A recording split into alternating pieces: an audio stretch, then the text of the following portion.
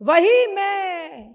हम कभी ऐसा नहीं रियलाइज करते कि वो जो कलकत्ता में था वो कोई दूसरा था, और वो जो हवाई जहाज में बैठा था वो कोई दूसरा था, और अब जो मनगढ़ में बैठा है वो कोई दूसरा है। ऐसा नहीं रियलाइज करते हम। एक रूप में सदा सर्वत्र अपने को हम रियलाइज करते हैं। इसी प्रकार मैं के साथ अगर मेरे को भी, वो मेरा, मैं आत्मा, वो मेरा परमात्मा, मेरा सर्वस्व, अगर हम सदा उसी प्रकार उसको अपने साथ रियलाइज करें, मैं के साथ उस मेरे को भी सर्वत्र सर्वदा, तब हम आस्तिक कहे जाएंगे, तब हम भगवान को मानने वाले कहे जाएंगे। 10 मिनट को आस्तिक बन गए। अरे ऐसे तो सत्यवादी हरिश्चंद्र के साथ नाम लिखाने को सब तैयार हो जाएंगे, क्योंकि ऐसा कोई घोर से घोर मक्कार भी नहीं है जो कभी सच न बोलता हो। अरे उसको प्यास लगेगी तो पानी मांगेगा, भूख लगेगी तो भोजन मांगेगा। सत्य तो सबको बोलना पड़ता है समय समय पर, उसके बिना काम कैसे चलेगा। जाना है किसी को कलकत्ता, तो क्या वो टिकट कलेक्टर से कहेगा कि हमको बंबई का टिकट दे दो? और अगर उसने बंबई का टिकट दे दिया तो फिर वो कलकत्ता कैसे जाएगा? तो सच बोले बिना तो काम नहीं चलता। समय समय पर घोर मक्कार को भी सच बोलना पड़ता है। तो इसका मतलब फिर वो भी खड़ा हो जाए हरिश्चंद्र के साथ, जी मैं भी सत्यवादी हूं, तो हम उसे सत्यवादी तो नहीं कहेंगे। अरे सत्यवादी का मतलब जो निरंतर सत्यवादी हो, सदा सत्यवादी हो। ऐसे ही भगवान को मानने का मतलब, आस्तिक होने का मतलब, जो सदा माने, सर्वदा माने, सर्वत्र माने। कभी कभी मान लिया, कभी कभी नहीं माना, इससे हमारा काम नहीं बन सकता।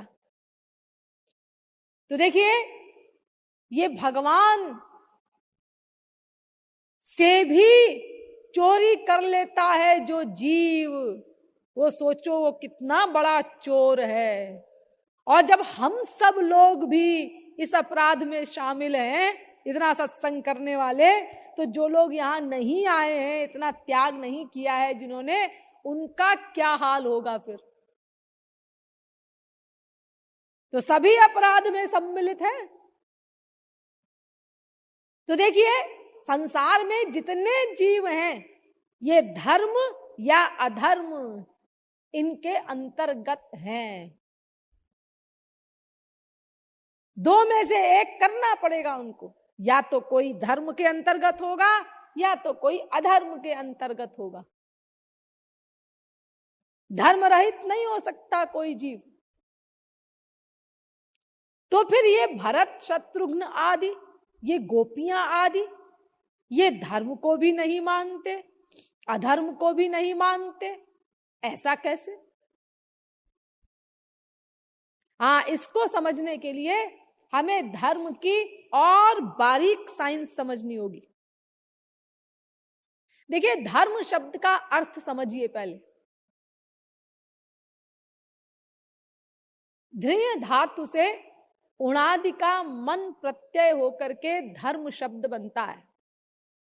उसका मतलब होता है धारण करने योग्य। धरतीत धर्मः, धिन्वनात् धर्मः, धारणात् धर्मः, ध्रियते नेन धर्मः। अर्थात जो धारण किया जाए उसका नाम धर्म। धारण किया जाए, हाँ, तो धारण करने योग्य तो धर्म भी है और अधर्म भी है। धर्म को भी धारण किया जाता है और अधर्म को भी धारण किया जाता है।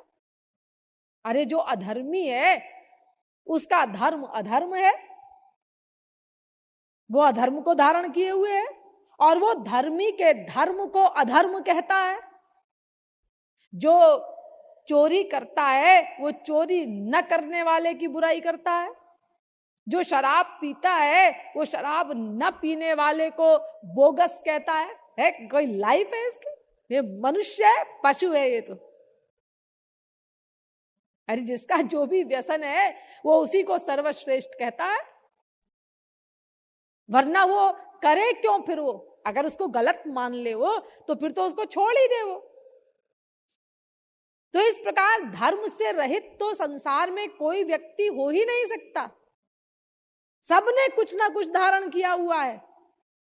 जितने नास्तिक हैं उनका भी अपना धर्म है, चाहे कोई ईश्वरवादी हो, चाहे कोई अनीश्वरवादी हो, चाहे कोई नास्तिक हो, चाहे कोई आस्तिक हो, चाहे कोई अध्यात्मवादी हो भारत का, अथवा रशिया चाइना के कम्युनिस्टवादी हो, सबका अपना अपना धर्म है, सबके अपने अपने प्रिंसिपल हैं। अब आप दूसरे के धर्म को अधर्म कहते हैं, अपने धर्म को धर्म कहते हैं, ऐसे ही दूसरा आपके धर्म को अधर्म कहता है, अपने धर्म को धर्म कहता है। इसका एक बड़ा सुंदर कथानक है कि एक बार राम और मारीच का शास्त्रार्थ हुआ, भगवान राम का और मारीच नामक राक्षस का। भगवान राम ने मारीच से कहा, तुम यज्ञादिकों को क्यों नष्ट करते हो? तो मारीच ने कहा, तुम कौन होते हो बोलने वाले? तो भगवान ने कहा, मैं क्षत्रिय हूं, मेरा धर्म है यज्ञ की रक्षा करना। तो मारीच ने कहा, तुम धर्म जानते हो? भगवान से कह रहा है, एक तुच्छ राक्षस, तुमको धर्म का ज्ञान है? धर्म किसे कहते हैं? तो भगवान ने कहा, जी हां, मैं धर्म जानता भी हूं, धर्म को मानता भी हूं और प्रैक्टिकल भी हूं। अच्छा, लेकिन तुम बड़े भोले हो। क्या मतलब? मतलब तुम्हारी नॉलेज ऐसी नहीं है जो सर्व धर्म का ज्ञान रखती हो। भगवान समझ तो गए, लेकिन फिर भी बोले, मतलब क्या है तुम्हारा, क्या कहना चाहते हो तुम? अरे तुम हमारा मतलब भी नहीं समझते। अरे अगर तुम्हारा धर्म है यज्ञादिकों की रक्षा करना, तो हमारा धर्म है यज्ञादिकों का भक्षण करना। हमारा भी अपना धर्म है। तो अगर तुम कहते हो कि तुम यज्ञादिकों को क्यों नष्ट करते हो, तो ऐसे ही मैं भी तुमसे प्रश्न कर सकता हूं कि तुम यज्ञादिकों की रक्षा क्यों करते हो। अरे हम भी तुमसे प्रश्न कर सकते हैं, हमारे धर्म के खिलाफ तुम बगावत क्यों कर रहे हो? हमको अपने धर्म का पालन करना है, हमारा यही धर्म है, अपने धर्म में हम मर मिटेंगे। और अगर राम तुम्हारा कोई और धर्म है तो तुम भी अपने धर्म में मर मिटो। ठीक है, स्वधर्मे निधनम श्रेय, गीता का चैलेंज है कि अपने धर्म में अपने आप को समर्पित कर देना चाहिए। तो देखो, सबका अपना अपना धर्म है। राक्षसों का अलग धर्म है, देवताओं का अलग धर्म है, मनुष्यों का अलग धर्म है, महात्माओं का अलग धर्म है, गधों का अलग धर्म है, सबका अलग अलग धर्म है। धर्म से रहित तो कोई हो नहीं सकता। इसीलिए मैडम ब्लेवेट्स्की ने कहा था कि जैसे एक मछली जल के बिना जीवित नहीं रह सकती, ऐसे ही कोई भी पर्सनैलिटी धर्म के बिना नहीं रह सकती। अब वो धर्म उसका अच्छा हो, बुरा हो, गलत हो, ठीक हो, ये बात अलग है। तो धर्म रहित कोई नहीं हो सकता। हाँ, तो फिर धर्म की जो परिभाषा बताई गई कि धर्म माने धारण करने योग्य, तो ये धारण करने योग्य क्या है, ये प्रश्न है मेन, जिसका हल मिलना चाहिए। भाई धर्म माने धारण करने योग्य कह दिया तुमने, तो अधर्मी कहता है कि हमारे लिए अधर्म ही धारण करने योग्य है। तो धारण करने योग्य क्या है? ये एक ऐसा प्रश्न है कि अगर करोड़ों विद्वान करोड़ों कल्पों तक खोपड़ा भंजन करते रहे इस प्रश्न का उत्तर जानने के लिए, तो भी 0/100 मिलेगा। और किया है लोगों ने। अमेरिका में, इंग्लैंड में, जर्मनी में, तमाम देशों में रिसर्च हुई है इस प्रश्न के उत्तर में, इस प्रश्न का उत्तर जानने के लिए। अरे हमारी इंडिया में भी युगों से रिसर्च हुई है इस विषय में कि धारण करने योग्य क्या है। इतने मत हैं संपूर्ण विश्व में कि अगर केवल मतों के नाम लिखे जाएं तो भी एक बड़ी पुस्तक बन जाए। इतने मत हैं संपूर्ण विश्व में। मत माने क्या? बस उत्तर, इसी एक प्रश्न के उत्तर कि मनुष्य का कर्तव्य क्या है, मनुष्य के लिए श्रेष्ठ क्या है, मनुष्य को क्या करना चाहिए। इसी एक प्रश्न का उत्तर है उन सब मतों में। जैसे देखो हमारे देश में आजकल क्या चल रहा है, जो अधिक लोग कहें वो ठीक, वो करना चाहिए। इसको जनतंत्र कहा जाता है। जनतंत्र यानी जो अधिक लोग कहें बस वो सही है, वो धर्म है। और अगर अधिक लोग गधे हो तो फिर वही ठीक है, वो गधेपन की बात ही ठीक है। अगर अधिक लोग कहें कि ईश्वर नहीं है तो फिर नहीं है। बताओ कैसा बढ़िया सिद्धांत है। अरे अगर बहुमत के मत को ही तुम सिद्धांत मानते हो तो फिर वो बहु है क्या? अरे इंडिया में अंगूठा छाप अधिक है कि साइन करने वाले अधिक हैं? केवल इसी प्रश्न का उत्तर जान लो। और बातें छोड़ो बड़ी बड़ी। हम एक प्रश्न करते हैं कि अपनी इंडिया में ही साइन करने वाले लोग अधिक हैं कि अंगूठा छाप अधिक है? अरे साइन करना तो कोई बड़ी बात नहीं है, छोटी सी बात है। उसके बाद फिर हाई स्कूल करना, बीए करना, एमए करना, हाँ इसमें बड़ी योग्यता है भाई। लेकिन साइन करना ये तो एक अंगूठा छाप भी 1 घंटा 2 घंटा मेहनत करके सीख सकता है साइन करना। लेकिन फिर भी अंगूठा छाप लोगों का ही बहुमत है। तो ऐसे बहुमत के सिद्धांत को अगर आप अथॉरिटी मानेंगे तो फिर क्या हाल होगा कि भाई ये अधिक लोग जो कहें वही सही है, तो फिर क्या परिणाम होगा उसका? अरे अगर करोड़ों गायों का, भैंसों का झुंड हो तो क्या वो करोड़ों गायों भैंसों का झुंड भी एक बेपढ़े लिखे अंगूठा छाप चरवाहे का मुकाबला कर सकता है? देखो एक बेपढ़ा लिखा अंगूठा छाप चरवाहा हजारों गायों भैंसों को कंट्रोल करता है। इतना विवेक है उसके अंदर, इतना ज्ञान है उसके अंदर। तो अगर आप ये कहते हैं कि भाई जो बहुमत हो वही ठीक है, तो फिर तो अगर 99% अज्ञानी हो, नासमझ हो, मूर्ख हो और एक समझदार हो, और वो समझदार कहे कि भाई ये बात गलत है, ऐसा नहीं, ऐसा होना चाहिए, ये सही है, तो फिर वो 99 लोग वो अपना ताली बजाएंगे, हंसी उड़ाएंगे, तुम्हारी जमानत जब्त, तुम्हारी बात अमान्य, बहुमत का सिद्धांत ही सिद्धांत है। इसी प्रकार हर देश में चल रहा है कुछ ना कुछ। लेकिन असली उत्तर क्या है इस प्रश्न का? मनुष्य को क्या करना चाहिए? इसका वास्तविक उत्तर क्या है?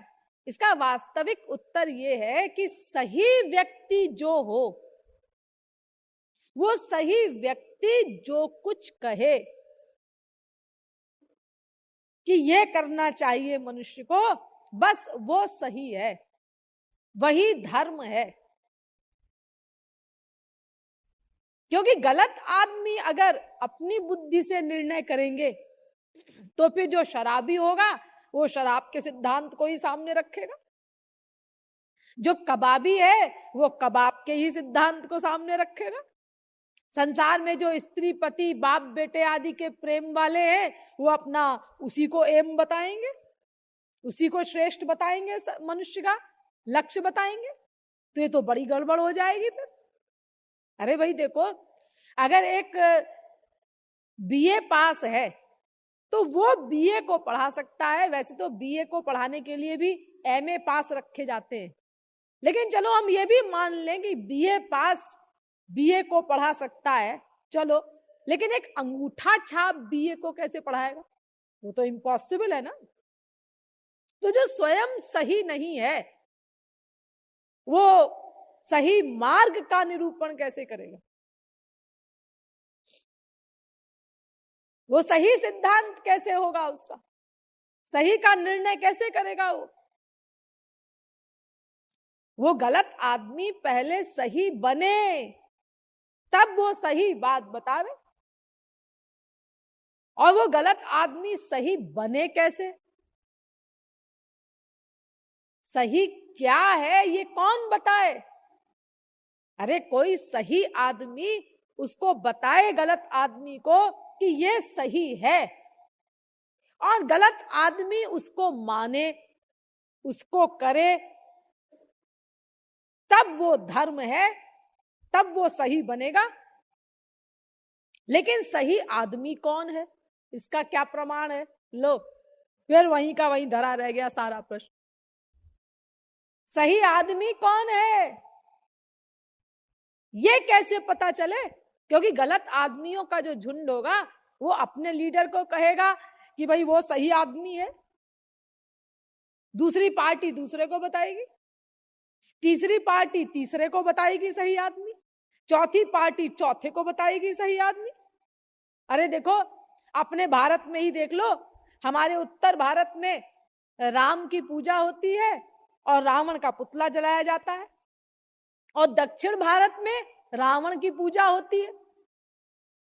और उन लोगों ने प्रस्ताव रखा था कि अगर रावण का पुतला जलाया गया तो फिर हम राम का पुतला जलाएंगे, हम रावण के उपासक हैं। तो सही कौन है ये कैसे पता चले?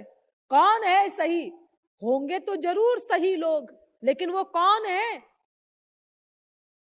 तुलसी, सूर, मीरा, कबीर, नानक, तुकाराम, शंकराचार्य, वल्लभाचार्य, निम्बारकाचार्य, वशिष्ठ, गौतम, भरद्वाज, कपिल।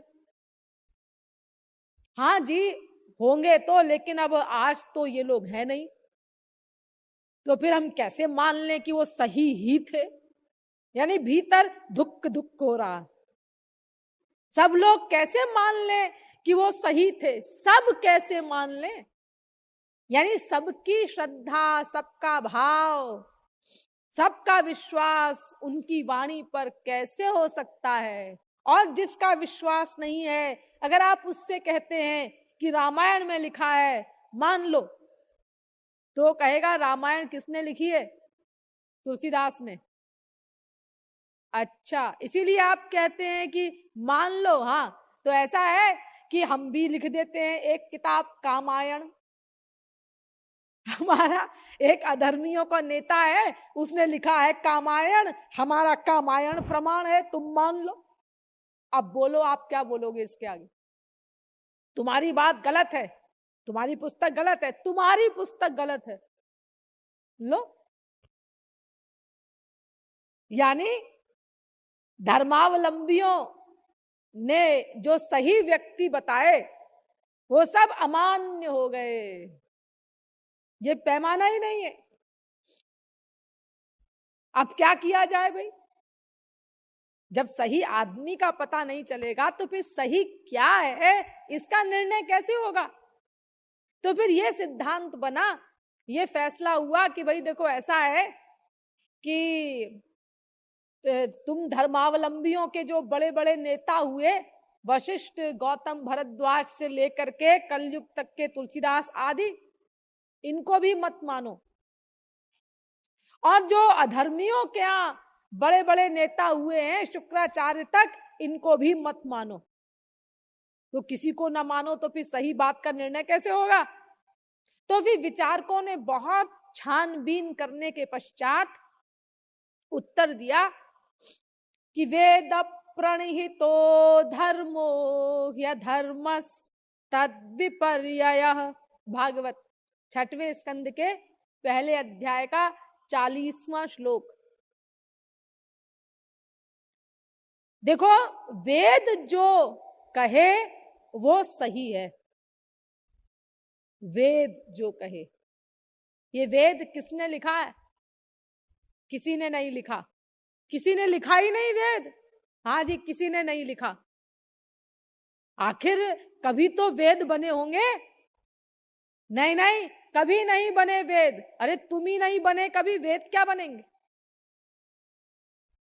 जैसे जीव अनादि है, माया अनादि है, ईश्वर अनादि है, ऐसे ही ये वेद भी अनादि है। इनका कभी सृजन नहीं होता। ये कोई किताब नहीं है कि जैसे गीता भागवत आदि वो बैठ करके लिखी गई, ऐसे वो वेद को बैठ करके लिखा किसी ने। ये कोई पुस्तक नहीं है, ये अनादि है वेद। नित्या वागुत सृष्टा स्वयं भुवा। सृष्टि के प्रारंभ में, और ये सृष्टि भी अनादि है, लेकिन प्रलय हो जाता है सृष्टि का। तो जब प्रलय हो गया तो फिर ये वेद वगैरह जो थे ये सब समाप्त हो गए। तो फिर से जब सृष्टि हुई तो भगवान ने फिर से वेदों को प्रकट किया। ध्यान दीजिए, प्रकट हुए वेद, लिखा नहीं। निःश्वसित मत्स्य वेदाः, भगवान की श्वास से प्रकट हो गए वेद। जाकी सहज श्वास श्रुतिचारी, श्वास से प्रकट हो गए स्वाभाविक रूप से। यानी भगवान बोलने नहीं बैठे वेद को, लिखने नहीं बैठे। भगवान ने भी बनाया नहीं वेद को, लिखा नहीं। यानी ये पुस्तक भगवान की भी लिखी हुई नहीं है। ऐसे हैं ये वेद।